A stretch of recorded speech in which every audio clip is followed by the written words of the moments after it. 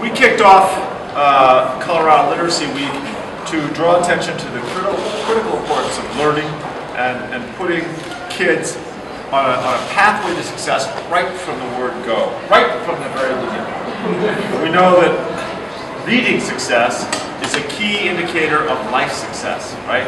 Our whole system is set up so that the first few years you learn how to read so that for the rest of your education, the rest of your life, you can read in order to learn. Now, in Colorado last year, more than 16,000 kids were not reading at grade level by the end of third grade, right? That's just not acceptable, right? These kids are at risk of falling further behind. Statistics clearly demonstrate that their probability of dropping out goes up exponentially if they can't read by the end of third grade. They're on the track to drop out, and that's why early education literacy is one of our highest priorities. Today we released Colorado Reads, the Early Literacy Initiative.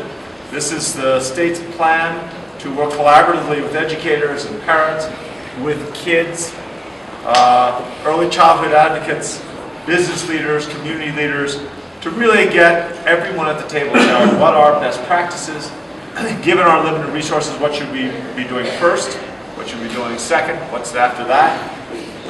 This group is going to advocate for legislation.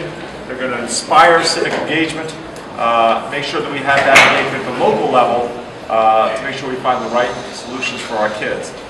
Executives partnering to invest in education, EPIC, is committed to educate 1,000 employers statewide on the importance of school readiness and key issues related to early childhood development and early childhood literacy. That's a pretty remarkable commitment to educate 1,000 employers.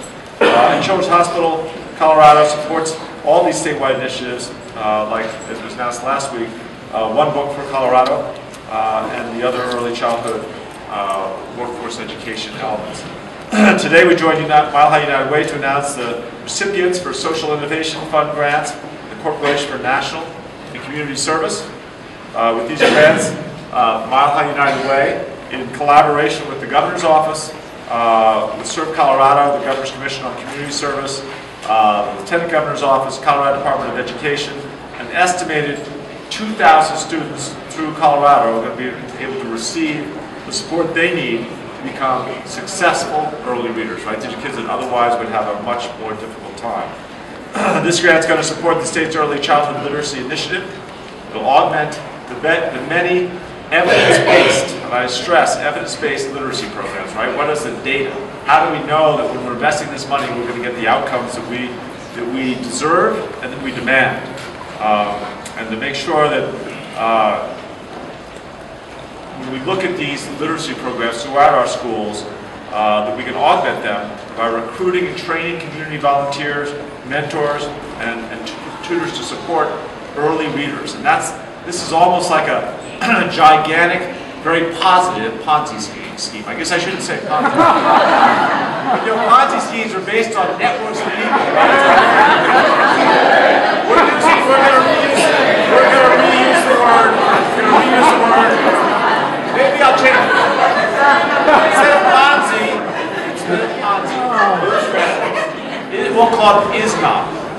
Right? ISNOP would be Ponzi backwards. We'll do it from the bottom up. But the key here is to create those same networks. This is in an obviously legal way and a constructive way, but that same sense of getting people to bring other people to bring other people into the network and make sure that we're recruiting from the community tutors and mentors to help these kids make sure. I mean, there's a critical number of months, right?